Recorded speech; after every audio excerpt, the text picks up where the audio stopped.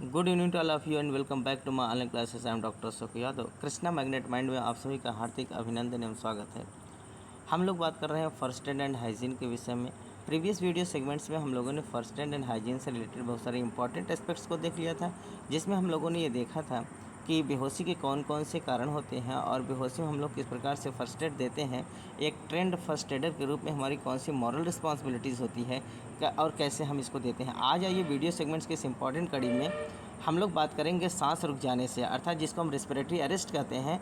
Respiratory arrest के कौन कौन से कारण होते हैं, साथ ही साथ रेस्पिरेटरी अरेस्ट हो जाने पर हम किस प्रकार से फर्स्ट एड देते हैं, कौन कौन से तौर तरीके होते हैं, कौन कौन से टेक्निक्स होती हैं और कैसे हम इसको रिकॉग्नाइज़ कर पाते हैं, कैसे हम इसको समझ पाते हैं कि रेस्पिरेटरी अरेस्ट हो चुका है और हम कैसे फर्स्ट एड देंगे। आइए बात करते हैं।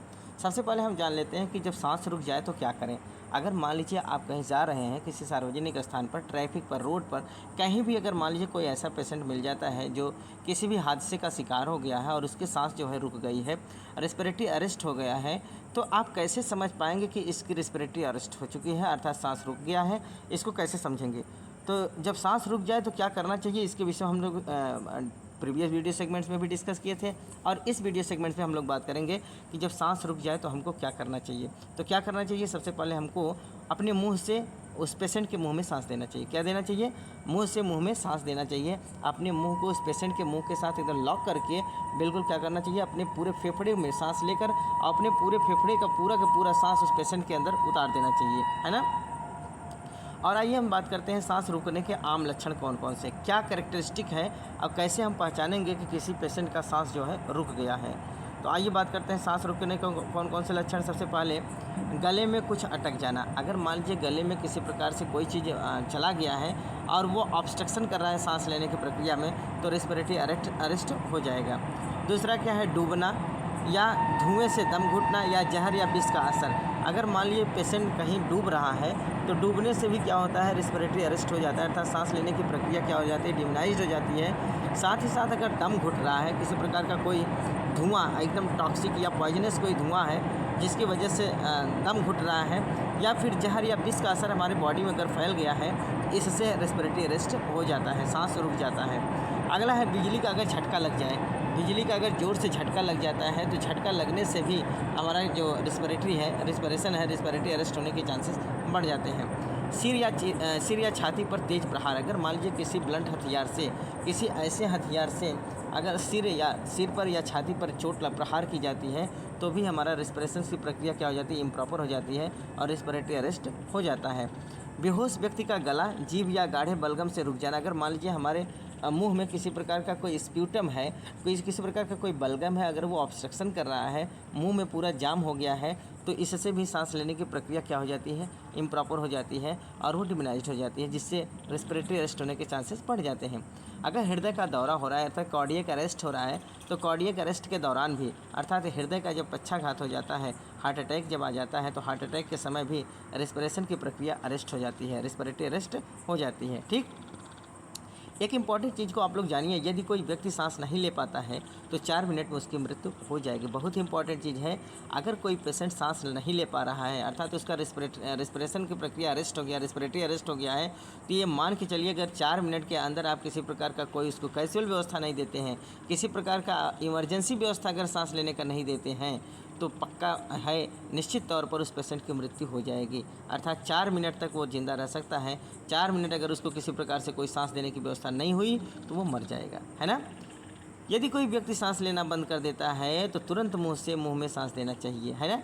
अर्थात ये एक कैजुअल व्यवस्था है, ये एक इमरजेंसी व्यवस्था है कि अगर कोई पेशेंट सांस नहीं ले पा रहा है तो उसको बिना कोई देर किए, बिना किसी प्रकार का लेट लतीफ़ी किए हुए आपको अपने मुंह से मुंह में लॉक करके उसको क्या देना चाहिए, अर्थात उसको आर्टिफिशियल वेंटिलेशन देना चाहिए, और जिसको हम रिस्कस ब्रीदिंग कहते हैं ना। तो आपको रेस्क्यू ब्रीदिंग देना चाहिए, आपको आर्टिफिशियल वेंटिलेशन देना चाहिए। अपने मुंह को उस पेशेंट के मुंह में लॉक करके अपने फेफड़े का पूरा ऑक्सीजन उसके मुंह में डाल देना चाहिए। ठीक, आइए बात करते हैं सांस रुकने के चिन्ह या लक्षण। सांस अगर रुक जाता है तो क्या सिम्टम्स हमको दिखाई देगा, क्या लक्षण दिखाई देता है पेशेंट के अगर सांस रुक जाता है तो। सबसे पहले क्या होगा, बेहोशी होगा। पेशेंट का अगर सांस रुक जाता है तो वो अनकॉन्शियस होता चला जाता है और एट लास्ट वो क्या होता है, बेहोश हो जाता है ना।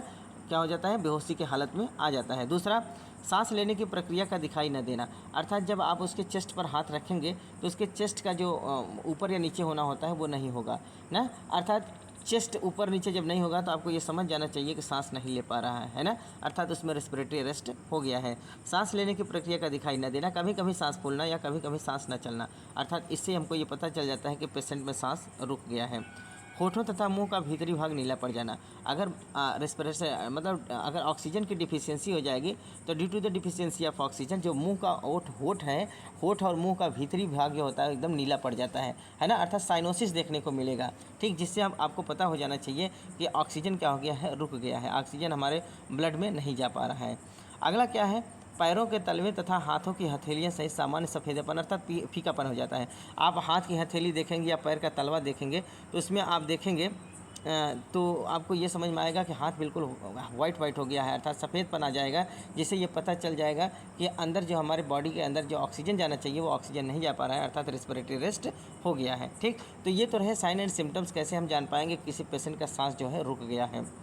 इसको आपको क्या करना पड़ेगा, जज करना पड़ेगा, आप उसको इन्वेस्टिगेट करेंगे और इसके आधार पर आप जान जाएंगे कि पेशेंट का जो है अगर उसका हार्ट नहीं चल रहा है, अर्थात उसका चेस्ट ऊपर नीचे नहीं हो रहा है तो इसका मतलब सांस नहीं पा रहा है। होठ या मुंह का भीतरी भाग अगर नीला पड़ जा रहा है तो साइनोसिस हो गया, तो ये आप समझ लीजिए कि वो सांस प्रॉपर वे में नहीं ले पा रहा है। और हाथ की हथेलियाँ या पैर के तलवे अगर सफ़ेद पड़ गए हैं, फीकापन हो गया है, तो आप समझिए कि उसमें ऑक्सीजन की डिफिशियंसी कम्प्लीटली हो चुकी है। जब तक तुरंत कृत्रिम सांस देना शुरू नहीं किया जाता है तब तक हृदय में ऑक्सीजन नहीं पहुंचेगी और उसकी धड़कन रुक जाती है, इसका मतलब मृत्यु हो जाता है ना, अर्थात अगर उसको आप कृत्रिम सांस नहीं दे रहे हैं और जब तक आप कृत्रिम सांस नहीं देंगे, आर्टिफिशियल वेंटिलेशन नहीं देंगे, तब तक उसके हृदय में ऑक्सीजन नहीं पहुँचेगा और जब उसके हृदय में ऑक्सीजन नहीं जाएगा तो धड़कन उसकी रुकी रहेगी। क्यों? क्योंकि जब हृदय में ऑक्सीजन जाएगा तो वो क्या हो जाएगा, धड़कन तेज होता है, धड़कन होता है तो उसकी पल्सेस चलती हैं, तो जब तक ऑक्सीजन नहीं जाएगा उसका हार्ट बीट नहीं बढ़ेंगे, हार्ट बीट नहीं चलेंगे, धड़कन या नब्ज नहीं चलेगा, जिसकी वजह से पेशेंट का मृत्यु हो जाएगा, है ना। आइए बात करते हैं, अगर मान लीजिए वो सांस नहीं ले रहा है, उसका जो हार्ट बीट नहीं चल रहा है, तो हम कैसे करेंगे, क्या टेक्निक अपनाते हैं। तो मुंह में सांस देने के चरण, आइए हम बात करते हैं कि अगर मान लीजिए उसकी पल्सेस नहीं चल रही हैं, वो सांस नहीं ले पा रहा है, तो सबसे पहला हमारा मॉरल रिस्पॉन्सिबिलिटी होता है कि बिना किसी लेट लतीफ़ी के, बिना कोई देर किए हुए हमको अपने मुंह से उसके मुंह में सांस देना चाहिए। तो आइए इसके टेक्निक्स को जान लेते हैं, इसके कौन कौन से चरण होते हैं, कौन कौन से सोपान होते हैं और कैसे कैसे हम सांस देने का एक सीक्वेंस अर्थात एक क्रमबद्ध रूप से हम कैसे सांस देते हैं। तो सबसे पहले हम क्या करेंगे, पहले पोजीशन क्या करेंगे, मरीज को उसकी कमर के सहारे लिटाएं और उसके बाजुओं को उसकी साइड पर लगा कर रखें, जैसा कि आप फिगर में देख रहे हैं। जो पेशेंट है उस पेशेंट को बिल्कुल आप सुपाइन पोजीशन पर लेटा दीजिए, अर्थात पीठ के बल जब आप लेटाते हैं तो उसको सुपाइन पोजीशन कहते हैं और पेट के बल जब लेटाते हैं तो उसको हम प्रोन पोजीशन कहते हैं। तो पेशेंट को कैसे लेटाना है, बिल्कुल पीठ के बल सुपाइन पोजीशन में आप लेटा दीजिए और उसके हाथ को उसके बॉडी से लगा कर रखिए, अर्थात उसके जो दोनों बाजुएँ हैं, दोनों हाथ हैं, उसको उसके बॉडी के साइड से लगा कर रखें, जैसा कि आप देख रहे हैं। इस पेशेंट को इसी क्रम में लेटाया गया है, उसको सुपाइन पोजीशन पर लेटाया गया है और उसके हाथ को उसके बॉडी से लगा कर रखा गया है। दूसरा देखिए, मरीज़ के हवा आने का रास्ता खोलने के लिए उसकी ठुड्डी को ऊपर कीजिए। देखिए, अगर मान लीजिए आपको ये लग रहा है कि पेशेंट सांस नहीं ले पा रहा है और उसका क्योंकि कभी कभी ये होता है कि जब एकाएक एक्सीडेंट होता है या किसी प्रकार से पेशेंट कहीं गिर जाता है तो उसके मुंह में जो जीभ होता है, उसका जो टंग होता है वो पलट जाता है, जिसकी वजह से वो सांस वाली नली को रोक देता है और वो रेस्पिरेशन की प्रक्रिया नहीं कर पा जाता है, अल्टीमेटली पेशेंट मर जाता है।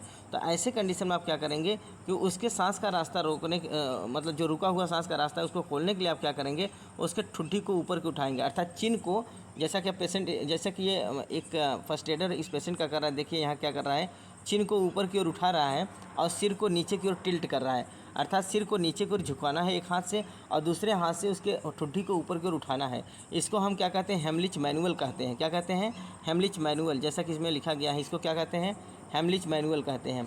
तो मरीज़ के हवा आने का रास्ता खोलने के लिए उसकी ठुड्डी को ऊपर कीजिए। यदि आपको सांस रुकने का कारण दिखाई दे रहा है तो मरीज़ की बेहोशी के लिए हेमलिच मैनुअल का इस्तेमाल करने के निर्देश देखिए, अर्थात इसमें ये क्या किया गया है कि अगर मान लीजिए आपको ये समझ में आ रहा है कि पेशेंट का जो सांस लेने का रास्ता रुक गया है तो आप हेमलिच मैनुअल का इस्तेमाल करते हुए उसके चिन को ऊपर करिए और उसके सिर को क्या करिए, नीचे को झुका दीजिए, और जिसकी वजह से उसका जो जीभ है वो अपने नॉर्मल पोजीशन पर आ जाएगा और पेशेंट सांस लेना शुरू कर देता है। ठीक, तो पहले आप पहला काम ये करेंगे, क्या करेंगे कि उसको सुपाइन पोजीशन में लेटाने के बाद उसके पूरे हाथ को उसके दोनों बाजुएं हैं उसके बॉडी से लगा कर रखिए। दूसरी बार आप क्या करेंगे, अगर मान लीजिए उसके सांस में ऑब्स्ट्रक्शन आपको दिख रहा है तो आप उसके चिन को, ठुड्डी को एक हाथ से ऊपर करेंगे और दूसरे हाथ से उसके सिर को नीचे को लटकाएंगे, जिससे उसका जो सांस रुक गया है वो स्टार्ट हो जाएगा, चलना शुरू हो जाएगा, अर्थात उसके सांस लेने का जो ऑब्स्ट्रक्शन था, रुकावट था वो ख़त्म हो जाएगा।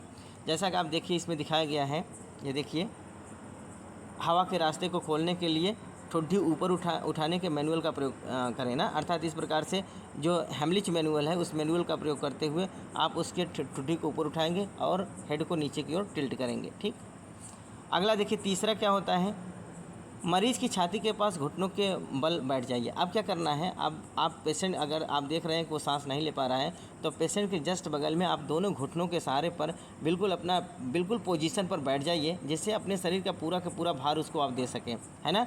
तो मरीज़ की छाती के पास घुटनों के बल आप बैठ जाइए। अगला क्या है, चौथा पोजीशन देखिए, मरीज़ के मुँह में शुरू में 2 सांसें दें। सबसे पहले क्योंकि ये सांस नहीं ले पा रहा है, उसका जो चेस्ट है वो ऊपर नीचे नहीं हो रहा है, तो आप समझ जाइए कि रेस्पिरेटरी अरेस्ट हो चुका है, सांस नहीं ले पा रहा है।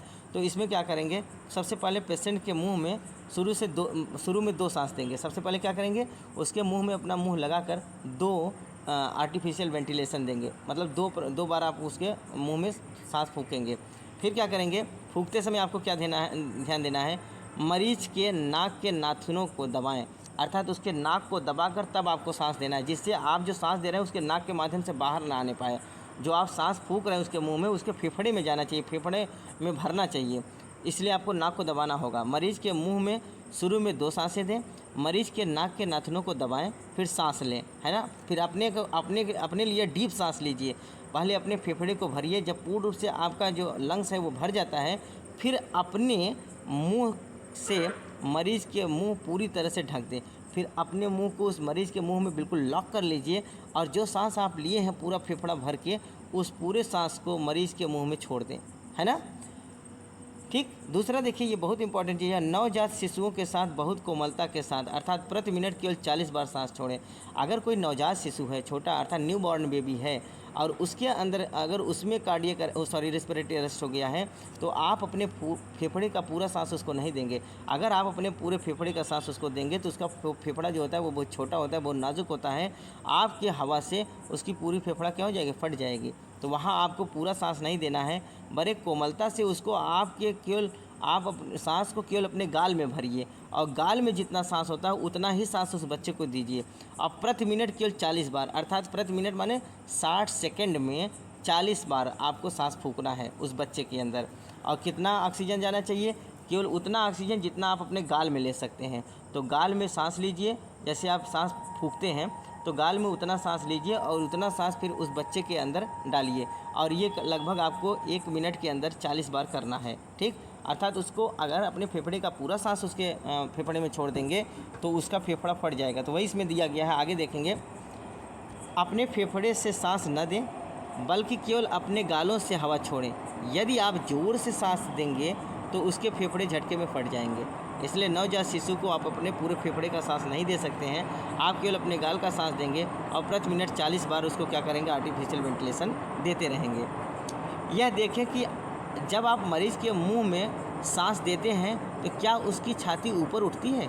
आपको ये भी देखते रहना है कि जो आप ब्रीदिंग करा रहे हैं, जो आप आर्टिफिशियल वेंटिलेशन दे रहे हैं, अपने मुंह से उसके मुंह में फूंक रहे हैं, तो क्या आप ये भी देखते रहिए, आपको ये भी जज करना है, एनालाइज करना है कि उसकी छाती ऊपर उठने लगी, अर्थात वो अपने आप से ब्रीदिंग करने लगा कि नहीं करने लगा।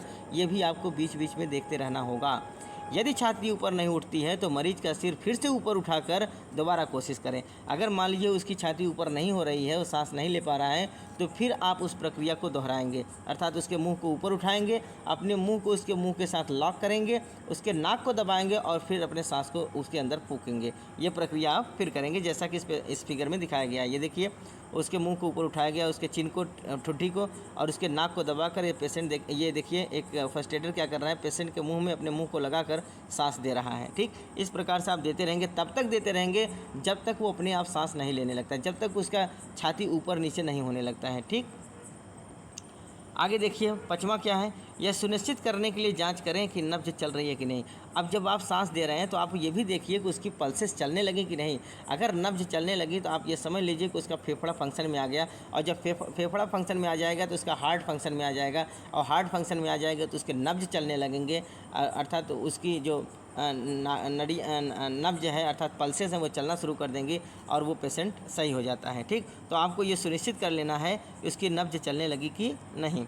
अगला देखिए, बहुत इंपॉर्टेंट चीज़ है, यदि नब्ज चल रही है तो मुंह से मुंह में सांस देना जारी रखें। अगर मान लीजिए नब्ज चलना उसका शुरू हो गया है ना, अर्थात उसकी पल्सेस चलना शुरू हो गई है, तो आप अपने मुंह से उसके मुंह में सांस देना जारी रखिए। प्रति मिनट 15 से 20 बार के हिसाब से सांस दें, अर्थात प्रत्येक मिनट में आपको 15 से 20 बार क्या करना है, उसको सांस देते रहना, आर्टिफिशियल वेंटिलेशन देते रहना। आप इसको डिसाइड कर लें, बिल्कुल सुनिश्चित कर लें, इंश्योर हो जाइए कि 30 बार क्या करना है, आपको कंप्रेशन देना है। उसके हार्ट पर 30 बार कंप्रेशन देने के बाद 2 सांस देना होता है, तब जब वो उसकी मतलब न तो उसकी ब्रीदिंग हो रही है अर्थात रेस्पिरेटरी अरेस्ट और कार्डियक अरेस्ट दोनों हो जाने के बाद, अगर उसका हार्ट भी फंक्शन में नहीं है, उसका लंग्स भी फंक्शन में नहीं है, तब आप उसको क्या देंगे, कार्डियोपल्मोनरी रिससिटेशन देंगे अर्थात CPR देंगे। और अगर मान लीजिए उसके हार्ट फंक्शन में है, नब्ज चल रहा है, सांस लेने की प्रक्रिया रुकी हुई है, तो उस समय आप उसको केवल और केवल सांस देंगे। क्या देंगे, आर्टिफिशियल वेंटिलेशन देंगे, सांस देंगे। ठीक, तो यही कहा गया, यदि नब्ज चल रही है तो मुंह से मुंह में सांस देना जारी रखें और प्रति मिनट 15 से 20 बार के हिसाब से सांस देते रहें। ठीक, यदि नब्ज नहीं चल रही है तो कार्डियोपल्मोनरी रिससिटेशन देना शुरू करें। अगर मान लीजिए पल्स भी नहीं चल रही है और उसका जो सीना है ऊपर नीचे नहीं हो रहा है, उसका हार्ट भी फंक्शन में नहीं है, तब आपको 100% CPR देना पड़ेगा, कार्डियोपल्मोनरी रिससिटेशन, जिसमें क्या करना पड़ेगा, उसके हार्ट को 30 बार कंप्रेस करना पड़ेगा और इसके बाद अपने मुंह से 2 बार सांस देना पड़ेगा। 30 कंप्रेशन पर 2 आर्टिफिशियल वेंटिलेशन, 30 कंप्रेशन पर 2 बार आर्टिफिशियल वेंटिलेशन, इस प्रकार से आप उसको देते रहेंगे, है ना। आइए अगला हम बात करते हैं, प्रत्येक मिनट के अंत में क्या आपको ध्यान देना है। प्रत्येक मिनट, क्योंकि मैंने बताया कि 1 मिनट में 60 सेकंड होते हैं और 1 मिनट में 15 से 20 बार उसको सांस देना पड़ेगा। तो प्रत्येक मिनट में के अंत में आपको और भी क्या करना है, ये इंश्योर कर लीजिए। व्यक्ति को सांस देना जारी रखने की ज़रूरत या पुनर्मूल्यांकन करें। देखिए, व्यक्ति को प्रत्येक मिनट अर्थात उसको वो सांस देते ही रहेंगे, तब तक देते रहेंगे जब तक उसका चेस्ट ऊपर नीचे नहीं होगा, और साथ ही साथ आपको पुनर्मूल्यांकन करते रहना होगा। उसको मूल्यांकन करना होगा कि उसकी नब्ज चलने लगी कि नहीं, पल्सेस चल रही हैं कि नहीं, उसका सीना ऊपर नीचे हो रहा है कि नहीं, ये सब आपको ध्यान देना पड़ेगा। यदि मरीज अपने आप सांस ले रहा है या ले रही है तो आप सांस देना बंद कर सकते हैं, अर्थात जब वो सांस लेना शुरू कर दे, अर्थात उसका चेस्ट ऊपर नीचे होने लगा और उसके पल्सेस चलने लगे, नब्ज चलने लगे, तो आप ये इंश्योर हो जाइए कि वो अब सही हो गया है, अर्थात वो अपने आप वो सांस ले सकता है। तब आप अपने मुंह से सांस देना बंद कर दीजिए। दूसरा कंडीशन क्या होता है, यदि मरीज अभी भी सांस नहीं ले रहा है तो मुंह से मुंह तक सांस देना जारी रखें, अर्थात अभी भी अगर वो सांस नहीं ले पा रहा है तो आप इस प्रक्रिया को करते ही रहेंगे, अपने मुंह से उसके मुंह में सांस देते रहेंगे, है ना। अगला देखिए, मरीज की नब्ज चलने की प्रक्रिया का मूल्यांकन करें और प्रत्येक मिनट के अंत में आप ये देखेंगे उसकी नब्ज चल रही है कि नहीं, उसका आप परीक्षण करेंगे, उसका मूल्यांकन करेंगे। अगला देखिए, यदि मरीज की नब्ज नहीं चल रही है तो कार्डियोपल्मोनरी रिससिटेशन CPR देना शुरू करें। जैसा कि मैंने अभी बताया कि अगर उसका नब्ज नहीं चल रहा है, उसके पल्सेस नहीं चल रहे हैं, तो आपको बिना किसी लेट लतीफ़ी के, बिना कोई समय व्यतीत किए हुए कार्डियोपल्मोनरी रिससिटेशन देना होगा, CPR देना होगा, जिसमें 30 कंप्रेशन के बाद 2 ब्रीदिंग देना पड़ेगा, फिर 30 कंप्रेशन के बाद 2 आर्टिफिशियल वेंटिलेशन आपको देना ही पड़ेगा। तब तक देते रहेंगे जब तक कि पेशेंट खुद से सांस लेना शुरू नहीं कर देता है। यदि मरीज की नब्ज चल रही है लेकिन वह सांस नहीं ले पा रहा है तो भी मुंह से मुंह में सांस देना जारी रखेंगे। अगर मान लीजिए मरीज की पल्सेस चल रही है, नब्ज चल रही है, लेकिन वो सांस अपने आप अभी नहीं ले पा रहा है क्योंकि उसका फंक्शन अभी उसका फेफड़ा जो है फंक्शन में नहीं है, तो आप क्या करेंगे, उसके फेफड़ा को फंक्शन में करने के लिए जब तक वो फंक्शन में उसका फेफड़ा नहीं आता है तब तक आप खुद उसको सांस देते रहेंगे, है ना। अर्थात उसकी पल्सेस अगर चल रही हैं, नब्ज चल रही हैं, तो इसका मतलब उसका हार्ट फंक्शन में है। केवल और केवल उसका फेफड़ा फंक्शन में नहीं है तो आप अपने मुंह से उसके फेफड़े में हवा भरते रहेंगे और वो हार्ट आपकी हवा से काम करता रहेगा और नब्ज चलाता रहेगा, नसें चलाता रहेगा और ब्लड में ऑक्सीजन सप्लाई करता रहेगा, जिससे हमारी कोशिकाएं चलती रहेंगी, है ना।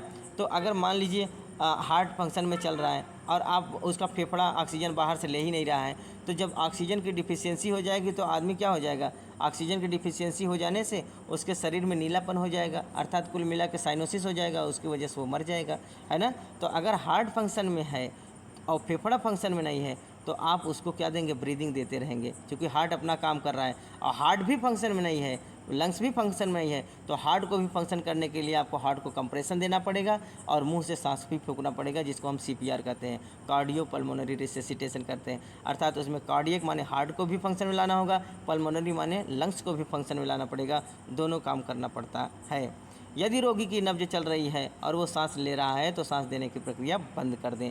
अर्थात अगर मान लीजिए उसकी नब्ज चल रही है और साथ ही साथ वो सांस भी ले पा रहा है, अर्थात अपने मुंह से सांस ले रहा है और उसकी पल्सेस भी चल रही हैं, तो आप सांस अपने मुंह से सांस दे रहे थे उसको देने की प्रक्रिया बंद कर दें। जैसे सांस लेना जीने के लिए ज़रूरी है, वैसे ही शरीर में खून का संचार करने के लिए हृदय की क्षमता होना ज़रूरी है। अर्थात जैसे सांस लेने के लिए ज़रूरी है, जैसे हमारे फेफड़े को चलने के लिए सांस जाना चाहिए, ऑक्सीजन जाना चाहिए, ठीक उसी प्रकार से हमारे हार्ट की एफिशिएंसी भी चलने के लिए खून होना चाहिए, खून चलना चाहिए, है ना। तो खून कब चलेगा, जब हमारा हार्ट फंक्शन में रहेगा। सांस कब चलेगा, जब हमारा लंग्स फंक्शन में रहेगा। तो हमारा लंग्स फंक्शन में रहता है तो ऑक्सीजन को लेता है, हमारा हार्ट फंक्शन में रहता है तो खून को संचारित करता है। तो दोनों को चलना चाहिए। बिना ब्लड के हमारी कोशिकाएँ नहीं चल सकती हैं और बिना ऑक्सीजन के हमारा हार्ट नहीं चल सकता है। तो ऑक्सीजन फेफड़े से हमारे हार्ट में आना चाहिए और हार्ट से ब्लड हमारे टिश्यूज़ में जाना चाहिए, जिससे ब्लड के माध्यम से ऑक्सीजन हमारी कोशिकाएं ले लेती हैं, है ना।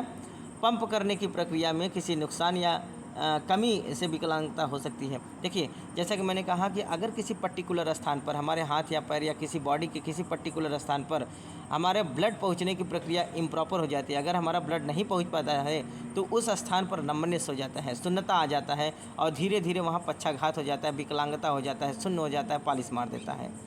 लेकिन एक और बहुत क्रिटिकल समस्या है, जबकि हृदय गति के पूरी तरह से रुक जाने का मतलब होता है मृत्यु हो जाना। अगर हमारा हार्ट ही नहीं चल रहा है तो इसका मतलब है बॉडी के किसी कोने पर ब्लड नहीं जा रहा है, और जब बॉडी के किसी कोने में ब्लड नहीं जाएगा तो हमारी कोशिकाएं सभी एक साथ मर जाती हैं, जिसकी वजह से पेशेंट मर जाता है।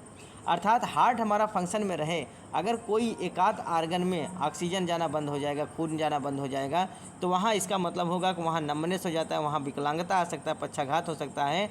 अगर मान लीजिए हमारा हार्ट बीट मतलब हार्ट की गति ही बंद हो जाए, हमारा हार्ट बीट ही न करे, तो इसका मतलब है कि पेशेंट मर जाएगा। क्यों? क्योंकि हमारी सभी कोशिकाएं एक साथ ऑक्सीजन की डिफिशियंसी में, एक साथ ब्लड की डिफिशियंसी में मर जाएंगी, है ना। तो एक बार फिर से आप इंश्योर हो जाइए कि अगर हमारे बॉडी के किसी एक स्थान पर ब्लड की सप्लाई इम्प्रॉपर हो जाती है, ब्लड नहीं पहुंच पाता है, तो उस पर्टिकुलर स्थान पर नम्बनेस आ जाता है, वहाँ विकलांगता आ जाता है, वहाँ पालिश मार देता है। लेकिन जब हमारा हृदय गति पूर्ण रूप से बंद हो जाता है तो पूर्ण रूप से हमारी कोशिकाएं शिथिल हो जाती हैं, मर जाती हैं, जिसकी वजह से हमारा मृत्यु हो जाता है। ठीक, अर्थात इसीलिए जब पोस्टमार्टम होता है तो पोस्टमार्टम में डॉक्टर क्या लिखता है, अगर कोई पेशेंट मर जाता है तो वहाँ उसके पोस्टमार्टम रिपोर्ट में लिखा जाता है कार्डियो पल्मोनरी अरेस्ट, अर्थात हृदय और लंग्स फेफड़ा दोनों अरेस्ट हो गए, जिसकी वजह से पेशेंट की मृत्यु हो गई, है ना। क्या लिखा जाता है? Cardio pulmonary arrest. कार्डियो माने होता है हार्ट, पल्मोनरी माने लंग्स, और दोनों अरेस्ट हो गए, रुक गए। अर्थात जब हार्ट और लंग्स दोनों अपना फंक्शन करना बंद हो जाते कर देते हैं तो पेशेंट की क्या हो जाती है?